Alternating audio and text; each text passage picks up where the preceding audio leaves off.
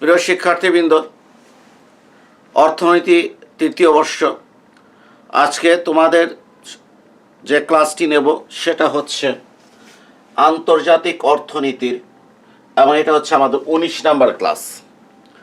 আজকের ক্লাসে আমি আলোচনা করব রপ্তানি কর, অর্থাৎ বাণিজ্যের উপর রপ্তানি করের প্রভাব।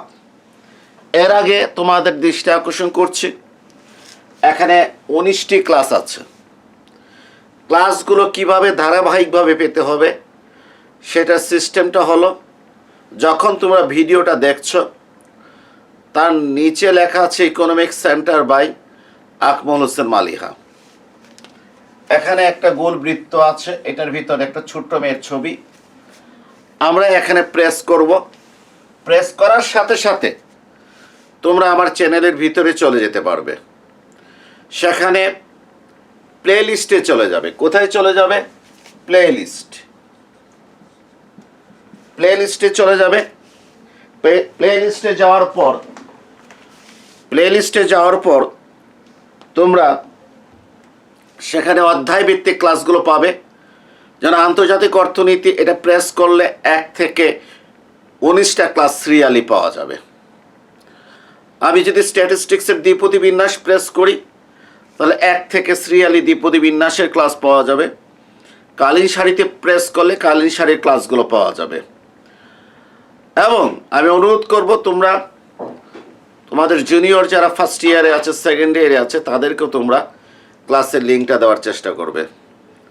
যেহেতু তোমাদের পরীক্ষা 1 মাস পিছিয়েছে, অর্থাৎ 2020 সালের ফেব্রুয়ারি মাসে হবে, সেজন্য আমি আরও 2টো ক্লাস চেষ্টা করব আন্তর্জাতিক অর্থনীতি দেওয়ার। আজকে একটা ক্লাস দিলাম, 19 নম্বর ক্লাস। আজকের ক্লাসের আলোচনার বিষয়বস্তু হচ্ছে বাণিজ্যের উপর রপ্তানি করের প্রভাব। কিসের প্রভাব? রপ্তানি করের প্রভাব। আমি একটা চিত্র আঁকব। চিত্র আঁকার পর আমি রপ্তানি করের প্রভাবটা আলোচনা করব।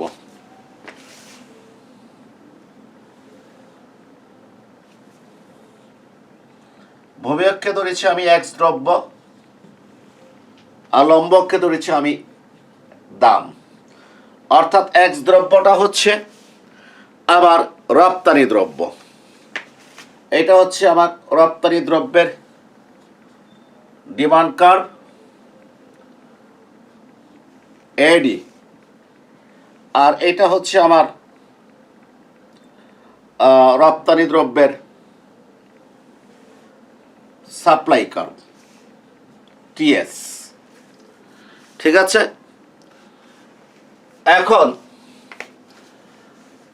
এখন এই এগ্রিগেট ডিমান্ড কার্ভ হচ্ছে আমার অভ্যন্তরীণ চাহিদা। আমার দেশের ভোক্তারা কি পরিমাণ চাহিদা করে সেটাই এডি কার্ভটা কি করে নির্দেশ করে।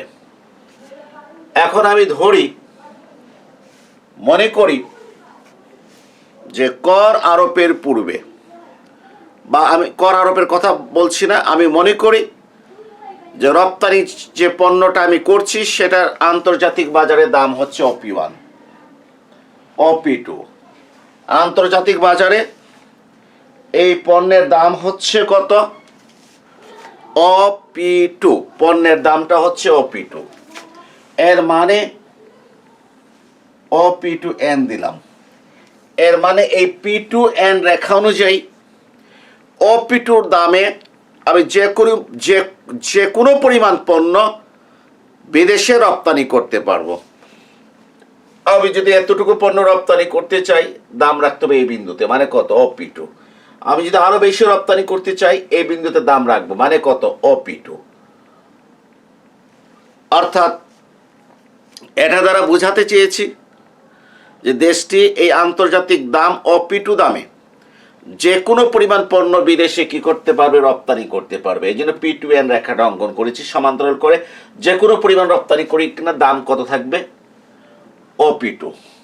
এবং আন্তর্জাতিক বাজারে সে OP2 দামকে প্রভাবিত করার কোনো সুযোগ নেই।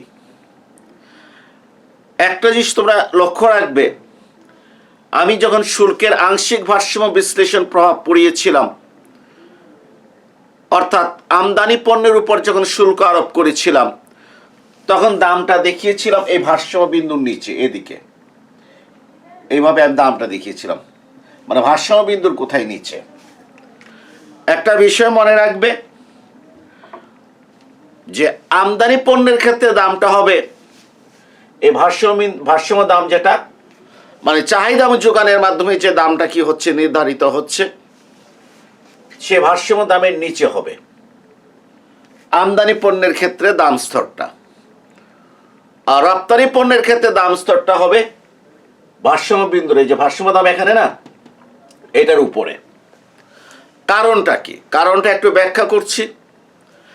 আমদানি পণ্যের ক্ষেত্রে যেহেতু আমি যদি কোনো পণ্য যদি বিদেশ থেকে আমদানি করতাম না, অথবা আমার পণ্য যদি বিদেশে রপ্তানি করতাম না, তাহলে সেই পণ্যের ভারসাম্য দাম নির্ধারিত হবে আমাদের অভ্যন্তরীণ চাহিদা এবং যোগান রেখা টিএস এর ছেদবিন্দু এইটাতে।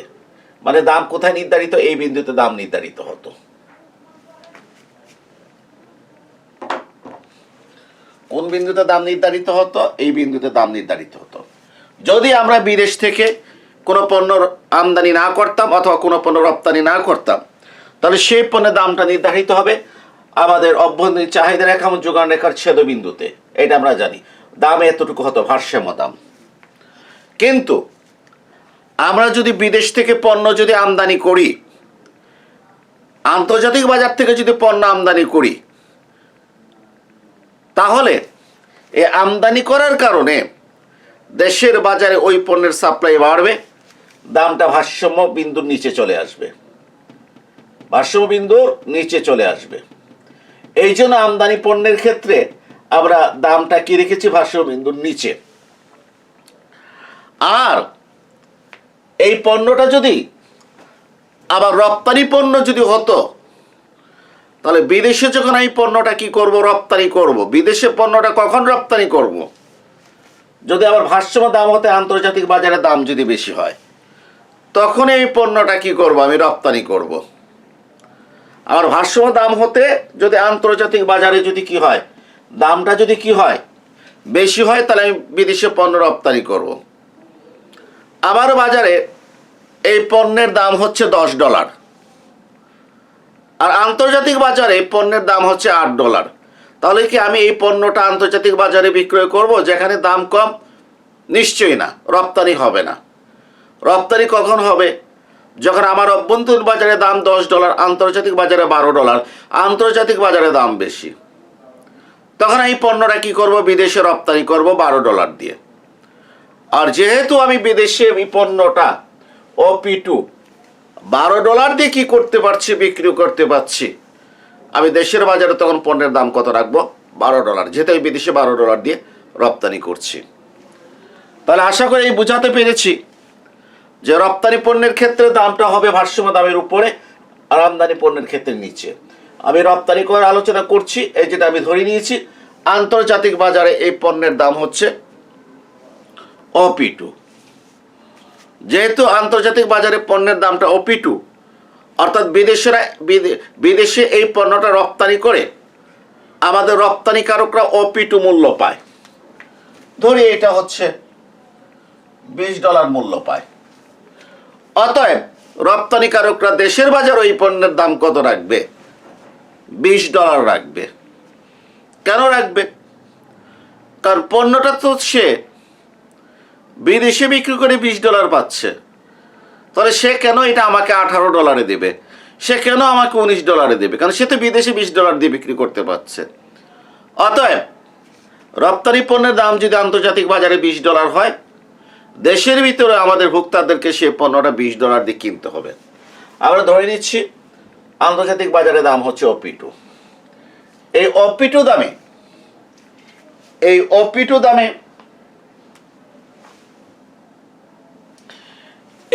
দামে আমার পণ্যটা উৎপাদিত হচ্ছে E3 বিন্দুতে OQ4। কি বলেছি? এই OP2 দামে আমার সাপ্লাই কার্ভ TS এর E3 বিন্দুতে উৎপাদনকারীরা পণ্যটা উৎপাদন করে OQ4, কারণ সাপ্লাই কার্ভ TS নির্দেশ করে একটা নির্দিষ্ট দামে উৎপাদনকারীরা কি পরিমাণ পণ্য উৎপাদন করতে পারে।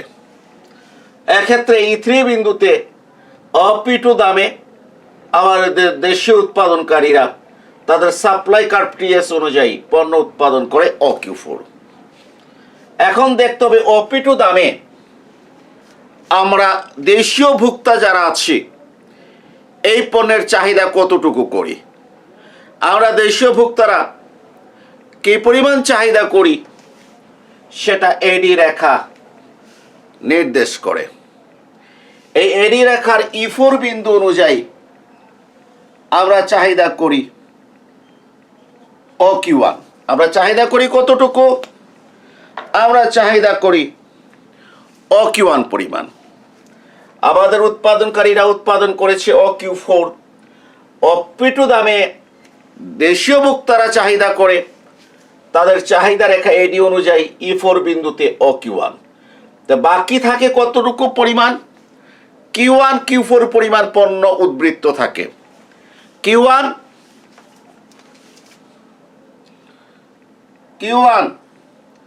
Q4 পরিমাণ পণ্য কি থাকে? উদ্বৃত্ত থাকে।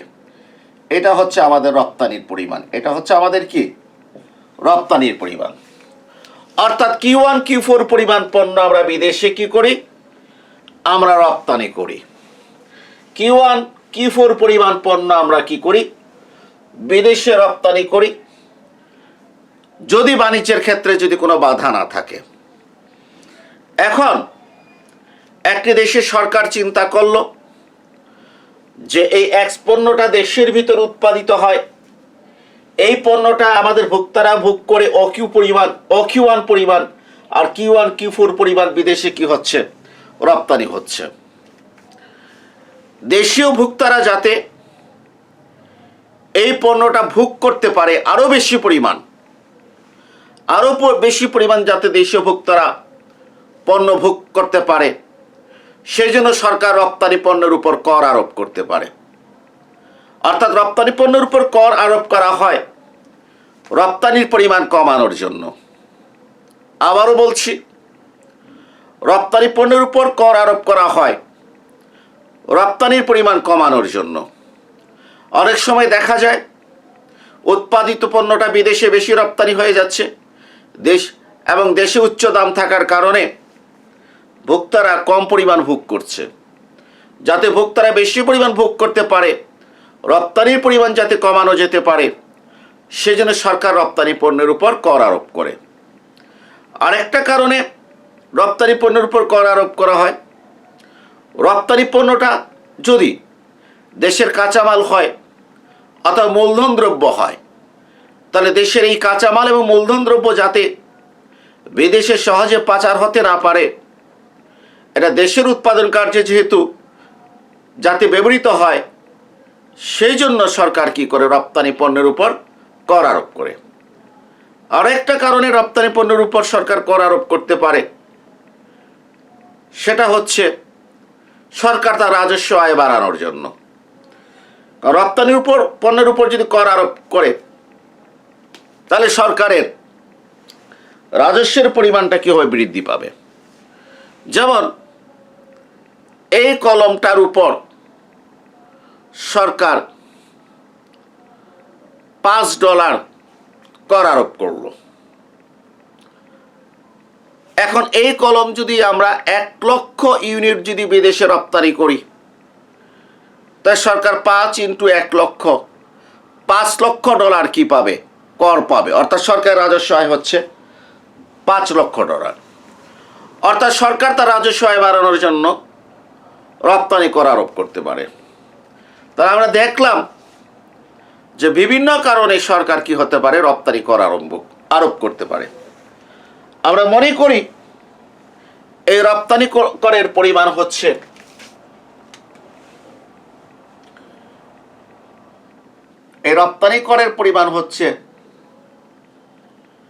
P2P1। কি বলেছি? রপ্তানি করের পরিমাণ হচ্ছে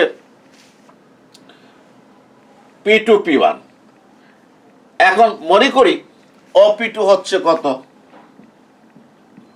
দামটা হচ্ছে $20, আর রপ্তানি কর P2P1 মনে করি কত, $5। এটা হচ্ছে ডলারের চিহ্ন, কত, $5। অর্থাৎ রপ্তানি পণ্যের দাম কত বলেছিলাম, $20, মানে এক একক পণ্যের দাম হচ্ছে $20। সেটার উপর এক একক পণ্যের উপর আমি কি করেছি, $5 কর আরোপ করেছি। আমরা সাধারণত জানি কর আরোপ করলে বিক্রেতা বা উৎপাদনকারী পণ্যের মূল্যের সাথে কর কি করে যুক্ত করে। আমরা জানি কর আরোপ করা হলে বিক্রেতা বা উৎপাদনকারী পণ্যের মূল্যের সাথে কি করে, কর যুক্ত করে। তাহলে এক্ষেত্রে যে আমাদের রপ্তানিকারকরা যেহেতু আগে OP2 এর মানে $20 দামে পণ্য রপ্তানি করছে, এখন প্রতি এককে P2P1 $5 কর দিতে হবে। অতএব এই করটা যোগ করে তারা তাদের পণ্যের মূল্য অর্থাৎ রপ্তানি পণ্যের মূল্য বিদেশে $25 রাখতে পারে। কত ডলার, $25 রাখতে পারে। কিন্তু এটি সম্ভব হবে না। কেন সম্ভব হবে না, এটা আজকের লেকচারের শুরুতেই বলেছি যে আন্তর্জাতিক বাজারে রপ্তানি পণ্যের মূল্য হচ্ছে OP2। এই মূল্যকে প্রভাবিত করার ক্ষমতা দেশটির নাই।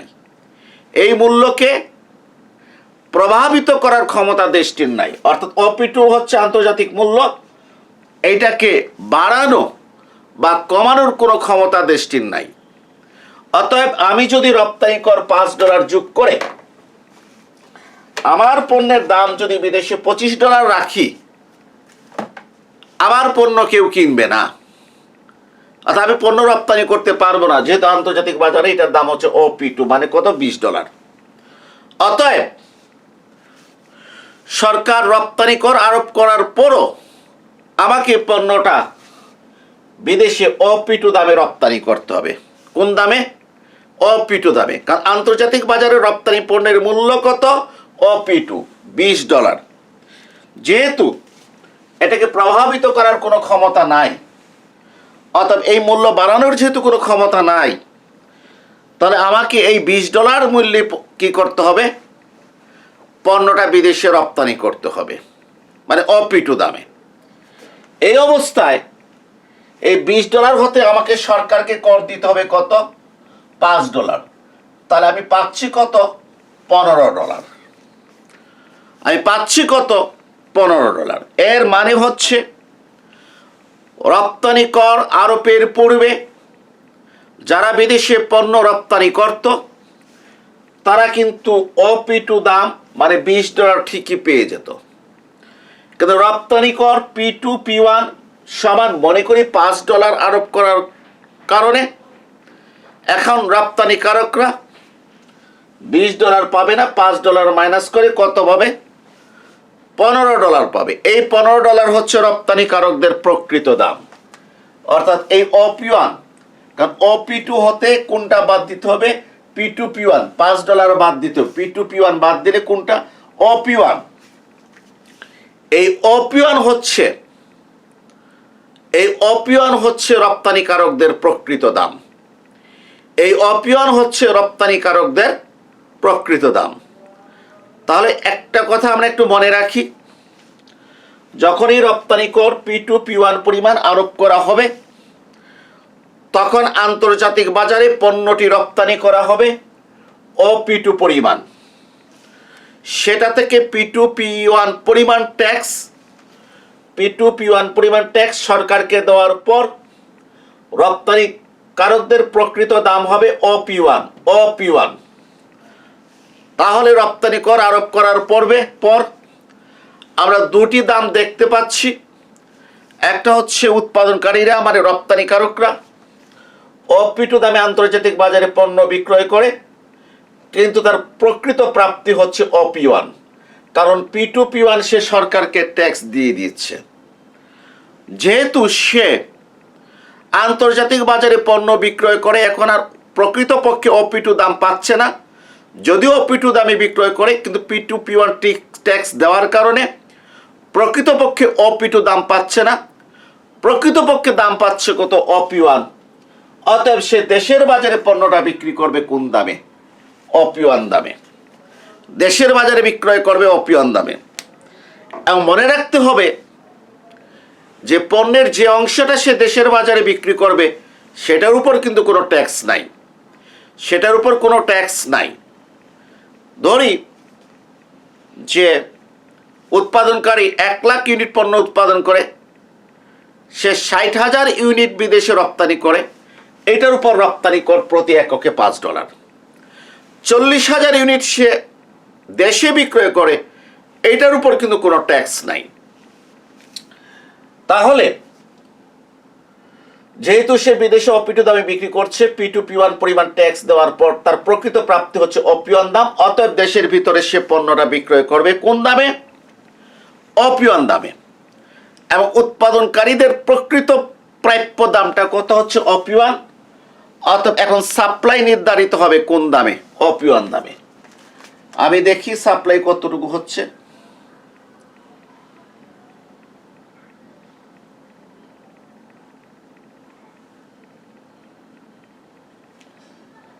এখন সাপ্লাই হচ্ছে OP1 দামে E2 বিন্দুতে OQ3,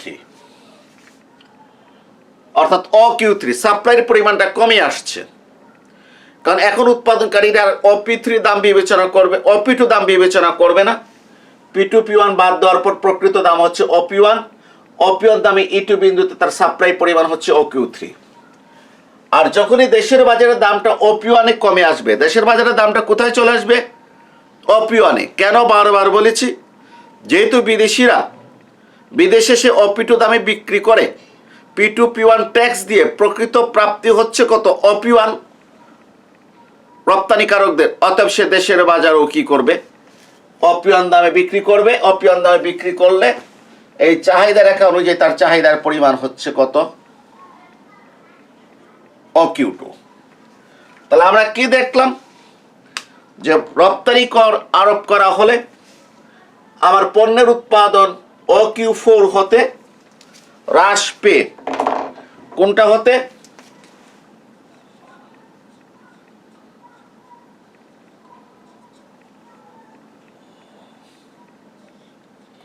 OQ4 হতে হ্রাস পেয়ে OQ3 হয়েছে।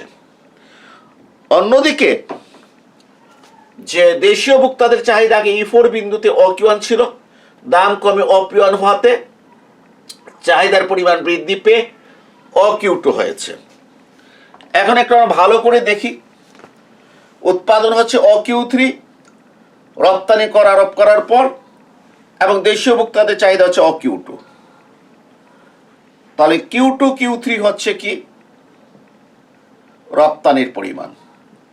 Q2 Q3 হচ্ছে রপ্তানি পরিমাণ আফটার ট্যাক্স।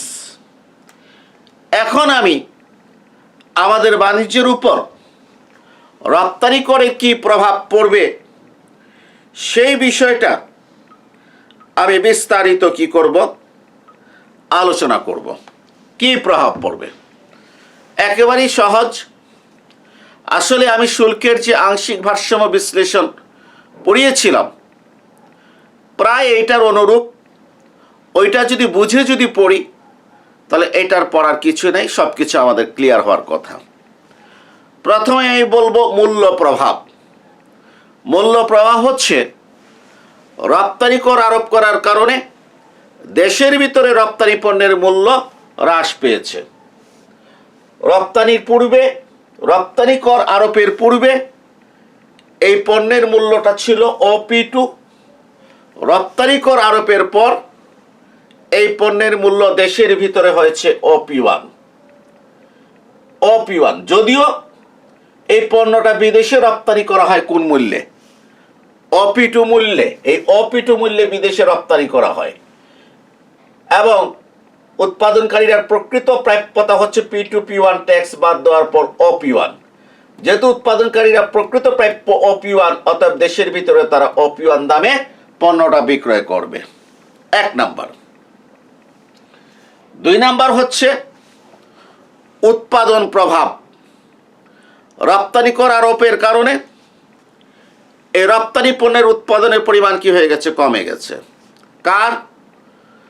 এই রপ্তানি পণ্যের উৎপাদনের পরিমাণ কি হয়ে গেছে? কমে গেছে রপ্তানি কর আরোপের কারণে। রপ্তানি পণ্যের উৎপাদন কমে গিয়েছে কারণ আগে অপিটু দামে সাপ্লাই কার্ভ টিএস অনুযায়ী E3 বিন্দুতে অকিউ4 পরিমাণ উৎপাদন করা হতো, এখন অপিউ1 দামে সাপ্লাই কার্ভ টিএস এর E2 বিন্দু অনুযায়ী অকিউ3 পরিমাণ উৎপাদন করা হয়। সেক্ষেত্রে উৎপাদনের পরিমাণ Q3 Q4 পরিমাণ কমে গেছে। কতটুকু? Q3 Q4 পরিমাণ। অর্থাৎ উৎপাদন কমে গেছে কতটুকু? এই Q4 Q3 পরিমাণ উৎপাদন কি হয়ে গেছে? কমে গিয়েছে রপ্তানি কর আরোপের কারণে। এটা হচ্ছে উৎপাদন প্রভাব। ভোগ প্রভাবটা দেখি। কি দেখব? ভোগ প্রভাবটা দেখি। ভোগ প্রভাবটা হচ্ছে রপ্তানি কর আরোপের পূর্বে অপিটু দামে দেশীয় ভোক্তারা তাদের চাহিদা রেখা এডি অনুযায়ী E4 বিন্দুতে অপিটু দামে P2 E4 মানে অকিউ1 পরিমাণ কি করত? ভোগ করত। P2 E4 যে কথা, অকিউ1 পরিমাণ ভোগ করত। রপ্তানি কর আরোপের কারণে পণ্যের মূল্য সেটা কি হয়েছে? সেটা কমে এসেছে। কমে কত হয়েছে? অপিউ1 হয়েছে এবং চাহিদা রেখা এডি অনুযায়ী E1 বিন্দুতে দেশীয় ভোক্তাদের ভোগের পরিমাণ হচ্ছে P1 E1 মানে অকিউ2। অর্থাৎ ভোগের পরিমাণ Q1 Q2 বৃদ্ধি পেয়েছে। কতটুকু বৃদ্ধি পেয়েছে? Q1 Q2 বৃদ্ধি পেয়েছে। ভোগের পরিমাণ এটা কি হয়েছে? বৃদ্ধি পেয়েছে।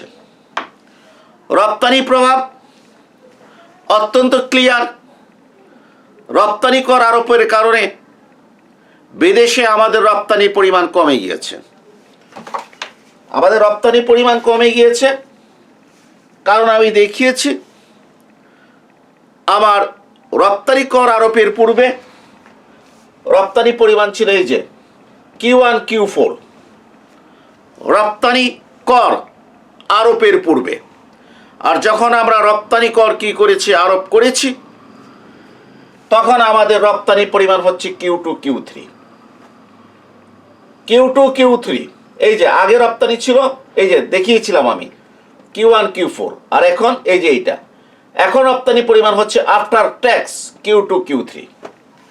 তাহলে রপ্তানি পরিমাণ কমেছে। কতটুকু কমেছে? সেটা হচ্ছে Q1 Q2 plus Q3 Q4। অর্থাৎ রপ্তানি পরিমাণ যেটা কমেছে সেটা হচ্ছে Q1 Q2 plus Q3 Q4। অর্থাৎ আমরা রপ্তানি কর আরোপের কারণে আমাদের রপ্তানি পরিমাণ Q1 Q2 plus Q3 Q4 কমে গিয়েছে। এই পরিমাণ রপ্তানি কমার কারণ কি? কারণ হচ্ছে দুটো। একটা হচ্ছে রপ্তানি কর আরোপ করার কারণে দেশের ভিতরে রপ্তানির পণ্যের মূল্য কমে যাওয়ার কারণে দেশীয় ভোক্তারা Q1 Q2 পরিমাণ ভোগ বৃদ্ধি করেছে। দেশীয় ভোক্তারা Q1 Q2 পরিমাণ ভোগ করার কারণে অটোমেটিক Q1 Q2 পরিমাণ রপ্তানির পরিমাণ কি হয়ে গেছে? কমে গিয়েছে। অন্যদিকে দেশীয় উৎপাদনকারীরা উৎপাদন Q4 Q3 পরিমাণ হ্রাস করেছে, ফলে রপ্তানিও Q4 Q3 বা Q3 Q4 পরিমাণ কি হয়েছে? হ্রাস পেয়েছে। তাহলে আমরা কি দেখলাম? আমরা দেখলাম যে রপ্তানির পরিমাণটা কি হয়েছে? হ্রাস পেয়েছে। এরপর আমরা দেখব সরকারের রাজস্ব প্রভাব।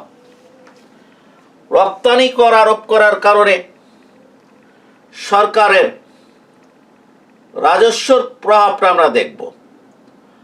অর্থাৎ সরকারের রাজস্ব কি পরিমাণ বৃদ্ধি পেয়েছে বা কতটুকু বেড়েছে সেটা আমরা এখন কি করব, আলোচনা করব। আমি একটু E1 E2 বিন্দুটা একটু সরিয়ে দিচ্ছি চিত্র আঁকার সুবিধার জন্য। এই দিলাম E1, এই বিন্দুটা, এই হচ্ছে আমার কি E2 বিন্দুটা। এখানে একটু একটু উপরে উঠালাম, এটাকে একটু এইভাবে বাড়িয়ে দিই, P2S, এটাকে একটু উপরে উঠালাম, ঠিক আছে। নাম দিলাম RM। আমি কি বার করব, সরকারের রাজস্ব প্রভাব।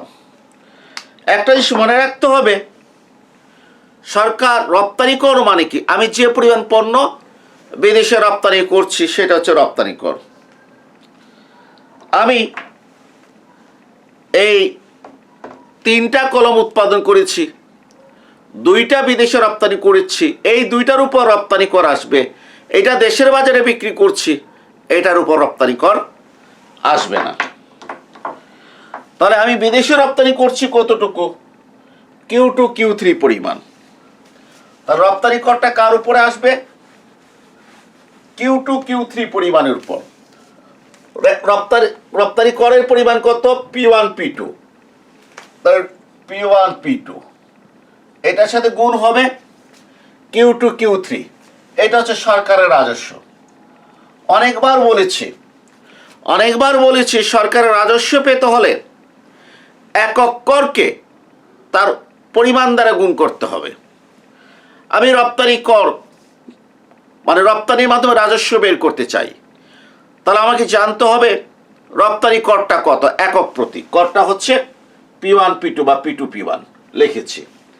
এখন আমাকে জানতে হবে আমার রপ্তানি পরিমাণটা কত যার উপর সরকার ট্যাক্স নেয়, সেটা হচ্ছে Q2 Q3। আমি 2টা গুণ করলে আমি টোটাল রাজস্ব পরিমাণ পাবো। যেমন একক প্রতি কর যদি $5 হয়, আর রপ্তানি যদি 2 লক্ষ ইউনিট করি, তা $5 ইন্টু 2 লক্ষ ইউনিট, মোট $10 লক্ষ হচ্ছে সরকারের রপ্তানির মাধ্যমে রাজস্ব হয়। P1 P2 into Q2 Q3। আমি অনেকবার বলেছি এই দুটার ভিতরে সংযোগ স্থাপন করতে হবে। P1 P2 যে কথা, E1R একই কথা। তো এইটার জায়গায় কত লিখলাম, E1R। আর Q2 Q3 যে কথা, E1 E2 একই কথা, ইন্টু কত, E1 E2। একটু ভালো করে লক্ষ্য করো, P1 P2 যে কথা, E1R একই কথা, Q2 Q3 যে কথা, E1 E2 একই কথা। তাহলে এই যে দৈর্ঘ্য E1 E2, প্রস্থ E2R, গুণ করলে ক্ষেত্রফল E1 E2 MR। E1 E2 MR, E1 E2 MR, এটা হচ্ছে কি সরকারের কি রাজস্ব। কার, এটা হচ্ছে সরকারের কর রাজস্ব হয় রপ্তানির মাধ্যমে, E1 E2 MR। এটাকে আমি এইভাবে সবুজ কালি দ্বারা কি করলাম, দেখালাম। এই সবুজ কালি দ্বারা কি দেখালাম, এই এলাকাটা হচ্ছে সরকারের কি রাজস্ব। একটু ভালো করে লক্ষ্য রাখতে হবে, কারণ পরে ডেট লস বের করতে গেলে আমার এটা কাজে লাগবে। তাহলে E1 E2 MR এটা হচ্ছে সরকারের কি রাজস্ব হয় রপ্তানি থেকে সরকার যেটা কি পেয়েছে। এখন আমি বার করব ভোক্তার উদ্বৃত্ত। ভোক্তার উদ্বৃত্তটা কতটুকু, প্রথমে আবার দাম কত ছিল, OP2। তাহলে ভোক্তার উদ্বৃত্ত হচ্ছে কনজিউমার সারপ্লাস AP2E4।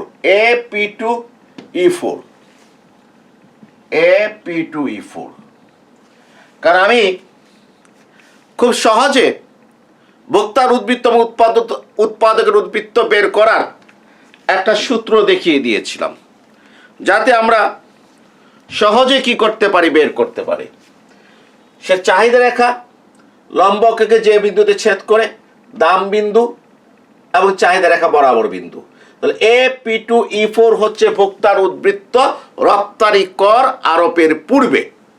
রপ্তানি কর আরোপের পর ভোক্তার দাম হচ্ছে কত OP1, তাহলে ভোক্তার উদ্বৃত্ত হচ্ছে AP1E1। কেন?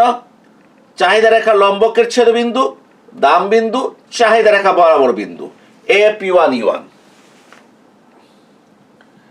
AP1E1। এখন আমাদের কি করতে হবে? AP1E1 হতে AP2E24 বাদ দিতে হবে। তখন আমরা কি পেয়ে যাব? ভোক্তার উদ্বৃত্ত। AP1E1 থেকে AP2E4 বাদ দিতে হবে। ভালো করে লক্ষ্য করো, AP1E1 মানে এই এলাকাটা বাদ দেবো, AP2E4 এলাকাটা থাকে কোনটা? কোনটা থাকে আমি দেখাচ্ছি। এই এলাকাটা থাকে, ক্রস লাল কালি দিয়ে দেখালাম, যাতে আর খুব ভালো করে ভোক্তার উদ্বৃত্ত এলাকাটা কি করতে পারি, চিনতে পারি। আশা করি বোঝাতে পেরেছি। ভোক্তার উদ্বৃত্ত রপ্তানি কর আরোপের পূর্বে ছিল AP2E4 এই এলাকাটা, আর রপ্তানি কর আরোপের পর ভোক্তার উদ্বৃত্ত হচ্ছে AP1E1 এই এলাকাটা। তাহলে এই বড় এলাকা হতে ছোট এলাকাটা বাদ দিলে থাকে P1E1E4E2। কার উদ্বৃত্ত বেড়েছে? ভোক্তার উদ্বৃত্ত বেড়েছে। তাহলে ভোক্তার উদ্বৃত্ত বেড়েছে প্লাস কতটুকু? P1E1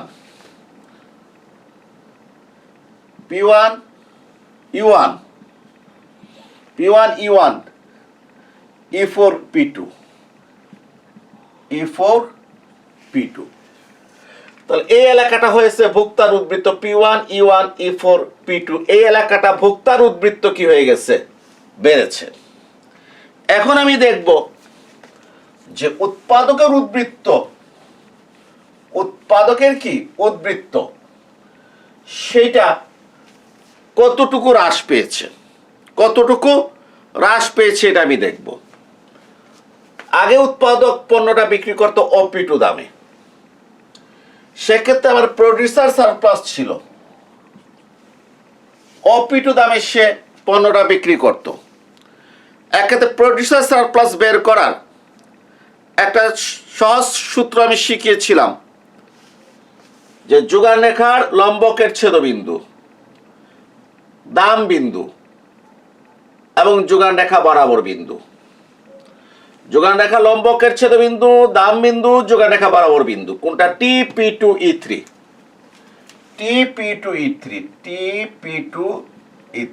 এটা ছিল প্রডিউসার সারপ্লাস, যখন রপ্তানি কর আরোপ করা হয় নাই। রপ্তানি কর আরোপ করার পর উৎপাদনকারী যদিও বিদেশে পণ্যটা OP2 দামে রপ্তানি করেছে, যেহেতু এই দামটাকে সে প্রভাবিত করতে পারে না, কিন্তু P2P1 সরকারকে ট্যাক্স দেওয়ার পর তার প্রকৃত দাম হচ্ছে OP1। তাহলে আমি ধরে নেব রপ্তানি কর আরোপ করার পর উৎপাদনকারীর প্রকৃত দাম হচ্ছে OP1। অতএব এখন উৎপাদক উদ্বৃত্ত হচ্ছে যোগান রেখা লম্বকের ছেদবিন্দু, দাম বিন্দু এবং যোগান রেখা বরাবর বিন্দু। সেটা কত? TP1E2।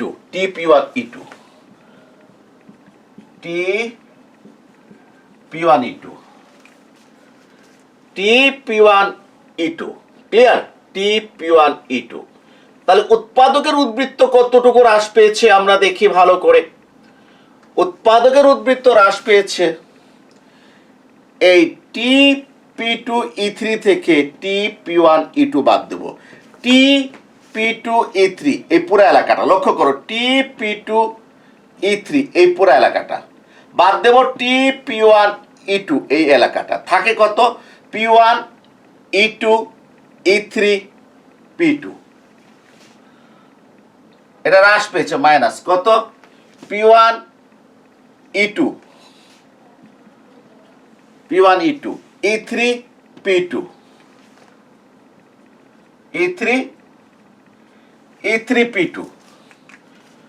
P1E2 E3 P2। এই TP2E3 থেকে TP1E2 বাদ দিছে, থাকে কোনটা? P1E2 E3 P2 এলাকাটা কি হয়েছে? হ্রাস পেয়েছে। এই পুরো এলাকাটা কি হয়ে গেছে? হ্রাস পেয়েছে। এইটাকে আমি এক কাজ করি, উৎপাদকের উদ্বৃত্ত এলাকাটা আমি একটু গোল গোল চিহ্ন দ্বারা দেখাচ্ছি। গোল গোল দেব না প্রশ্নবোধক চিহ্ন দ্বারা দেখাচ্ছি?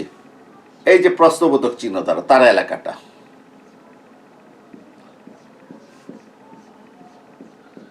আশা করি আমরা দেখতে পারছি যে P1 E2 E3 P2 কার হ্রাস পেয়েছে? উৎপাদকের হ্রাস পেয়েছে। আচ্ছা, এখন আমরা দেখি যে আমি মৃতবার ক্ষতিটা আমি আলোচনা করছি। তো মৃতবার ক্ষতিতে দেখতে পাই হ্রাস আর গেইন। গেইন হয়েছে কয়টা? দুইটা। গেইন কয়টা? দুইটা। একটা হচ্ছে কিসের গেইন হয়েছে? একটা হচ্ছে যে সরকারের রাজস্ব প্রাপ্তি ঘটেছে কত? E1 E2 MR, এই যে দেখিয়েছি। আর ভোক্তার উদ্বৃত্ত বেড়েছে কতটুকু? P1 E1 E4 P2, এই যে P1 E1 E4 P2। আর হ্রাসের ক্ষেত্রে শুধু উৎপাদক P1 E2 E3 P2, P1 E2 E3 P2। এখন আমরা একটু দেখি উৎপাদকের যে হ্রাস এলাকাটা আমি দেখছি তো প্রশ্নবোধক চিহ্ন দ্বারা দেখিয়েছি নাকি হ্রাস এলাকাটা। এই হ্রাস এলাকার ভিতরে দেখো এই যে হ্রাস এলাকাটা আছে প্রশ্নবোধক চিহ্ন, এটা কে পেয়ে গেছে? ভোক্তা পেয়ে গেছে। উৎপাদকের হ্রাস এলাকার ভিতরে কোন উৎপাদকের যারা হ্রাস পেয়েছে প্রশ্নবোধক চিহ্ন দ্বারা দেখিয়েছে। এই যে প্রশ্নবোধক চিহ্ন দেখেছো, এটা কিন্তু কি দেখছি আবার লাল কালিও আছে, মানে কি এই এলাকাটা কে পেয়ে গেছে? এই যে লাল চিহ্ন আছে না, ভোক্তা পেয়ে গেছে, অর্থাৎ এটা কাটাকাটি। এই এলাকাটা কে পেয়ে গেছে? সরকারের রাজস্ব হয়ে গেছে। তাহলে বাকি আছে কোন এলাকাটা? বাকি আছে এই এলাকাটা, এই যে এই এলাকাটা, ঠিক আছে? অর্থাৎ E1 আর E4, E1 আর E4 প্লাস কোন এলাকাটা? এই যে এই এলাকাতে দেখো কোনো ফুটফুট দাগ নাই, লাল দাগও নাই, এই সবুজ দাগও নাই, লাল দাগও নাই, প্লাস কত? E2 ME3, E2 ME3। এটা হচ্ছে উৎপাদকের এটা হচ্ছে ডেড ওয়েট লস, এটা হচ্ছে ডেড ওয়েট লস অর্থাৎ কল্যাণ হ্রাস। ডেড ওয়েট লস কল্যাণ হ্রাস অর্থাৎ এই পরিমাণ কল্যাণ অর্থনীতি হইতে কি হয়ে গেছে? হারিয়ে গেছে। কারণ উৎপাদক উদ্বৃত্ত যেটা কি হয়ে গেছিল? হ্রাস পেয়েছিল P1 E2 E3 P2, এর ভিতরে ভোক্তা পেয়ে গেছে P1 E1 E4 P2। ভালো কথা, সরকার রাজস্ব পেয়েছে E1 E2 MR, কাটাকাটি। কিন্তু E1 আর E4 এবং E2 ME3 এই দুটো অংশ কেউ পায় নাই। এটাকে বলা হয় ডেড ওয়েট লস। এটাকে কি বলা হয়? Dead weight loss. এটাকে কি বলা হয়? ডেড ওয়েট লস, মৃতবার ক্ষতি। তাহলে আমরা কি দেখলাম? আমরা দেখেছি যে রপ্তানি কর যদি আরোপ করা হয় তাহলে আমাদের রপ্তানির পরিমাণটা হ্রাস পাচ্ছে, যদিও সরকারের রাজস্ব প্রাপ্তি ঘটছে, যদিও দেশীয় ভোক্তাদের কল্যাণ বৃদ্ধি পাচ্ছে, দেশের উৎপাদকদের উদ্বৃত্ত কি হচ্ছে? হ্রাস পাচ্ছে। রপ্তানি হ্রাসের মাধ্যমে উৎপাদন হ্রাস পাচ্ছে। ডেড ওয়েট লস, মৃতবার ক্ষতি কি হচ্ছে? দেখা দিচ্ছে, যেটা সার্বিকভাবে অর্থনীতির জন্য কি কল্যাণকর নয়। তাহলে আমরা রপ্তানি করের প্রভাব কি করেছি আলোচনা করেছি। এখন দেখা গেল যে পরীক্ষাতে গিয়ে দেখলাম রপ্তানি কর আসে নাই, এসেছে যে বাণিজ্যের উপর রপ্তানি কোটার প্রভাব আলোচনা করো। বাণিজ্যের উপর রপ্তানি কোটার প্রভাব আলোচনা করো। আমরা যারা মুখস্থ বিদ্যার মাধ্যমে যাই তারা আমরা এখানে আটকা পড়ে যাব। কষ্ট করে রপ্তানি কোটা শিখে গেলাম, আসলো কোনটা? রপ্তানি কোটা আনসার আর দিতে পারলাম না। আসলে আমি যদি বুঝে শুনে যদি পড়ে যাই, ভালো করে যদি পড়ে যাই, বই যদি ঘাটাই, তাহলে আমি রপ্তানি করের প্রভাব যদি লিখতে পারি, রপ্তানি কোটারও প্রভাব লিখতে পারবো। আমি রপ্তানি কোটার প্রভাব এই একই চিত্রের মাধ্যমে দেখিয়ে দিচ্ছি। একই চিত্রের মাধ্যমে প্রথমে তো আমার আন্তর্জাতিক দাম কত ছিল? OP2, যেটা প্রভাবিত করার ক্ষমতা আমার কি নাই। এই OP2 দামে আগের মতো ঠিক এইটার যে বর্ণনা প্রায় সেইটার মতো, সামান্য কিছু পরিবর্তন আছে। সামান্য কিছু এটার কি আছে? পরিবর্তন আছে। এই জন্য আমার যে লেখা যেটা আছে এগুলো আমি পাশাপাশি লেখাগুলো রেখেছি যাতে পরিবর্তনটা যাতে কি বোঝা যায়, যে অপিটু দামে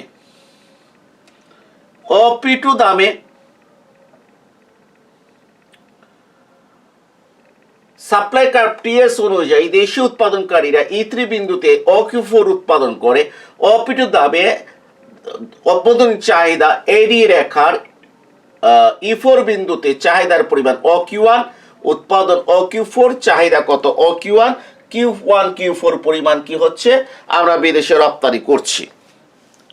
ঠিক আছে? জি। এখন সরকার কি করলো, যে রপ্তানির ক্ষেত্রে কোটা আরোপ করলো। কোটা মানে কি, সরকার একটা নির্দিষ্ট পরিমাণ নির্ধারণ করে দেয়, বলে দে এই নির্দিষ্ট পরিমাণের বাইরে তুমি রপ্তানি করতে পারবে না, এই নির্দিষ্ট পরিমাণের বাইরে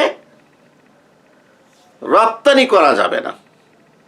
সরকার বলে দিল তুমি Q2 Q3 পরিমাণ রপ্তানি করতে পারবে, এর বাইরে তুমি রপ্তানি করতে পারবে না। তা আগে তো আমরা রপ্তানি করতাম Q1 Q4 পরিমাণ, সরকার বলে দিল তুমি Q2 Q3 পরিমাণ রপ্তানি করতে পারবে। তাহলে আমার দেশীয় চাহিদা কত OQ1, বিদেশে রপ্তানি করতেছি Q2 Q3 পরিমাণ। তাহলে Q1 Q2 আর Q3 Q4 পরিমাণ কি রয়ে গেল, অতিরিক্ত সাপ্লাই থেকে গেল, অতিরিক্ত সাপ্লাই থেকে গেল, যেটার বিক্রয় করা সম্ভব না। কেন?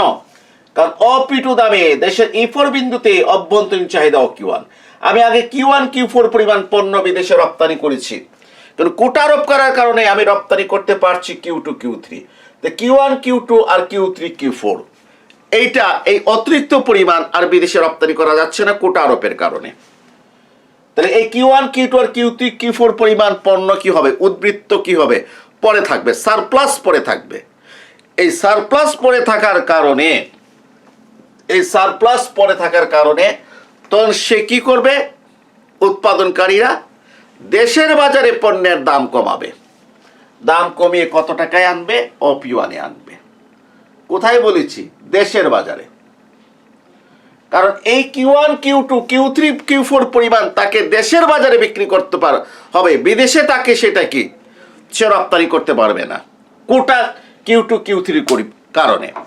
অতএব সে দেশের বাজারে অপিটু দামে বিক্রি না করে কোন দামে বিক্রি করবে, OP1 দামে বিক্রি করবে। কিন্তু বিদেশের মার্কেটে কিন্তু সে কোন দামে বিক্রি করবে,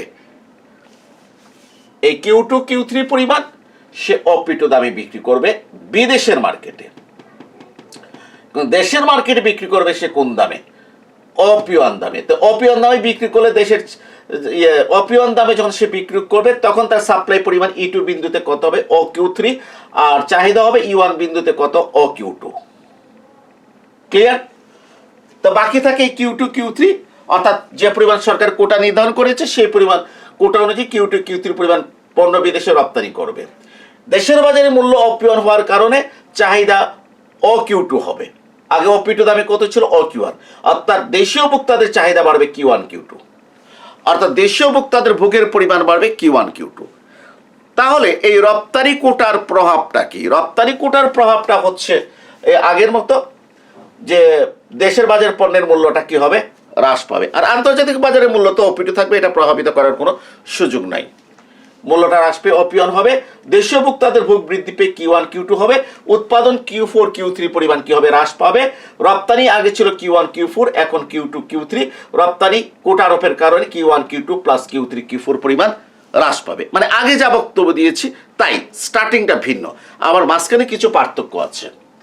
ভোক্তার উদ্বৃত্তটা দেখি, ভোক্তার উদ্বৃত্ত তো ঠিক আগের মতো AP2 E4 ছিল, এখন P1 দামে AP1 E1, অর্থাৎ ভোক্তার উদ্বৃত্ত P1 E1 E4 P2 কি হয়েছে, বৃদ্ধি পেয়েছে। ভোক্তার উদ্বৃত্ত এই পরিমাণ কি হয়েছে, বৃদ্ধি পেয়েছে। ক্লিয়ার? জি। এখন আসি, এখন কিন্তু এই যে আমি একটা দাগ দিয়েছিলাম ফুট ফুট ফুট ফুট, যে E1 E2 MR কার রাজস্ব, সরকারের রাজস্ব। যখন আমরা রপ্তানি কোটা আরোপ করব তখন সরকারের কোনো রাজস্ব থাকবে না। রপ্তানি কোটা আরোপ করলে সরকারের কোনো রাজস্ব কি থাকবে না, সরকার রাজস্ব পাবে না। কারণ কর আরোপ করলে সরকার কি পাচ্ছে? রাজস্ব পাচ্ছে। রপ্তানি কোটা থাকলে সরকার কোনো রাজস্ব কি পাচ্ছে না। অতএব আমাকে এক কাজ করতে হবে, যে এই যে আগে যে E1 E2 AMR বলেছিলাম সরকারি রাজস্ব, এখন যে রপ্তানি কোটা আরোপ করলে এই অংশটা বাদ দেব। আমি বলবো যে রপ্তানি কর আরোপ করলে সরকার একটি রাজস্ব পেত, কিন্তু রপ্তানি কোটা আরোপ করলে সরকারের কোনো রাজস্ব প্রাপ্তিটা হবে না। তাহলে আমি এই অংশটাই এটা বাদ দেব। ঠিক আছে, এটা আমি বাদ দেব। এটা থাকবে আমার ইয়ের ভিতরে, কার যে এই প্রশ্ন মানে উৎপাদকের উদ্বৃত্তের ভিতরে। দেখি এখন উৎপাদকের উদ্বৃত্ত কতটুকু হ্রাস পেয়েছে। ধরো এটা আমি এখন দেব না। উৎপাদকের উদ্বৃত্ত কতটুকু হ্রাস পেয়েছে, উৎপাদকের উদ্বৃত্ত কতটুকু হ্রাস পেয়েছে এটা দেখি। ভোক্তার উদ্বৃত্ত তো কতটুকু বৃদ্ধি পেয়েছে, P1 E1 E4 P2। উৎপাদকের উদ্বৃত্ত কতটুকু হ্রাস পেয়েছে? আগে কি বলেছিলাম, উৎপাদকের উদ্বৃত্ত হ্রাস পেয়েছে যে P1, তারপর কত E2 E3 P2, মানে এই প্রশ্নবোধক এলাকাটা। ঠিক আছে, এই যে প্রশ্নবোধক আছে, এই যে প্রশ্নবোধক আছে, এই যে প্রশ্নবোধক প্রশ্নবোধক ঠিক আগের মতো কত P1 E2 E3 P2 নাকি আগে বলেছিলাম। এতটুকু উৎপাদক উদ্বৃত্ত কি হয়েছে, হ্রাস পেয়েছে। এখন একটু সংশোধন করতে হবে, একটু কি করতে হবে, সংশোধন করতে হবে। কেন সংশোধন করতে হবে? যে এখন এই যে এলাকাটা আমি দেখতেছি E1 E2 AMR, এই এলাকার উৎপাদকের উদ্বৃত্তটা হ্রাস পাবে না। আগে কিন্তু উৎপাদকের উদ্বৃত্ত হ্রাস পেয়েছে P1 E2 E3 কত P2। এটার ভিতরে এই এলাকা আছে, এই এলাকা আছে, এইটাও আছে, এইটাও আছে, আবার এই এলাকাও আছে। এখন বলতেছি যে কি, যে এই এলাকাটা, এই এলাকাটাতে ভোক্তার উদ্বৃত্ত হ্রাস কি পাবে না, ভোক্তার উদ্বৃত্ত হ্রাস পাবে না। অর্থাৎ ভোক্তার উদ্বৃত্ত হ্রাসের পরিমাণটা হচ্ছে, আমি বলে দিচ্ছি, ভোক্তার উদ্বৃত্ত হ্রাসের পরিমাণটা হচ্ছে P1 E1 আর P2।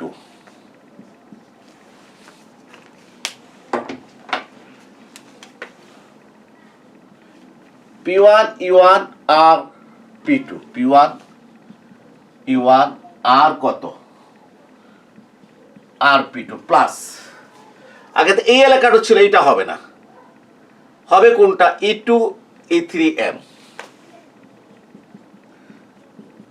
E2 E3M। আগে তো বলেছিলাম direct P1 E2 E3 P2, কিন্তু এখন এই এলাকাটা বাদ দিয়ে দিছি, এই জন্য ব্রেক পড়ে গেছে। এই এলাকাটা বাদ দিয়ে দিছি, কতটুকু P1 E1 আর P2। ঠিক আছে, হ্যাঁ P1 E1 আর P2, এই এলাকাটা বাদ দিয়ে বলতেছি E2 E3M। এই এলাকাটা বাদ, কোন এলাকাটা বাদ? E1 E2 MR, মানে যেটা সরকার রাজস্ব পেত,